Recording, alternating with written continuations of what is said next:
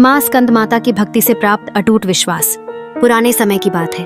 भारत के एक छोटे से गांव में एक निर्धन लेकिन निष्ठावान भक्त रामशरण अपनी पत्नी और पुत्र के साथ रहता था।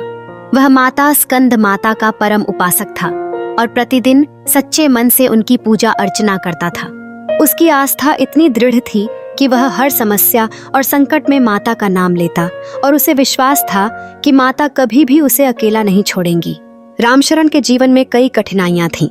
वह एक किसान था, लेकिन लगातार सूखे और खराब मौसम के कारण उसकी फसलें नष्ट हो रही थीं। गांव के लोग उसे सलाह देते कि वह दूसरे देवी देवताओं की भी पूजा करे, लेकिन रामशरण को अपनी मां स्कंद माता पर अटूट विश्वास था। वह कहता, माँ मेरी रक्षा करेंगी, बस मुझे अपना कर्म करना है। एक साल भारी सूखा पड़ा। गांव में पानी की कमी हो गई और फसलें पूरी तरह बर्बाद हो गईं। लोग गांव छोड़कर शहर जाने लगे, लेकिन रामशरण नहीं गया।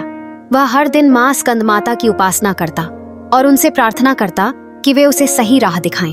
एक दिन जब स्थिति बहुत विकट हो गई और घर में खाने के लिए कुछ भी नहीं बचा, तो उसकी पत्नी बोली, अब तो हमें कुछ करना ही होगा, वरना भूख से मर जाएंगे। रामशरण ने अपनी पत्नी को सांत्वना दी और कहा, माँ हमें कभी निराश नहीं करेंगी, कल कुछ अच्छा अवश्य होगा। अगली सुबह जब रामशरण अपने खेत में गया तो उसने देखा कि वहां किसी ने सोने की अशर्फियां रखी हैं। पहले तो उसे लगा कि यह कोई भ्रम है, लेकिन जब उसने ध्यान से देखा तो यह सच था। परंतु उसकी निष्ठा इतनी दृढ़ थी कि वह तुरंत माँ के चरणों में बैठकर बोला, माँ यदि यह आपकी कृपा से है तो मैं इसे स्वीकार करता हूँ, लेकिन यदि यह किसी की परीक्षा है तो मैं अपनी मेहनत से ही अपना पेट पालूंगा।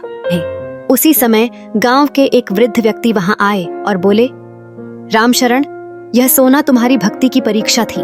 मां स्कंद माता ने तुम्हारी निष्ठा और तपस्या देखी है। यह तुम्हारे लिए वरदान है, इसे स्वीकार करो और इसका सदुपयोग करो।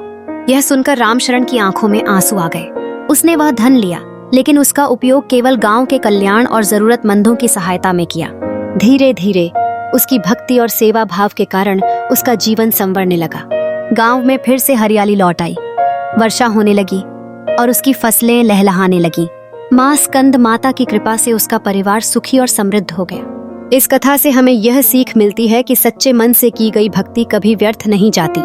मां स्कंद माता अपने भक्तों की रक्षा अवश्य करती हैं, बस हमें अपने कर्म और विश्वास में दृढ़ रहना चाहिए।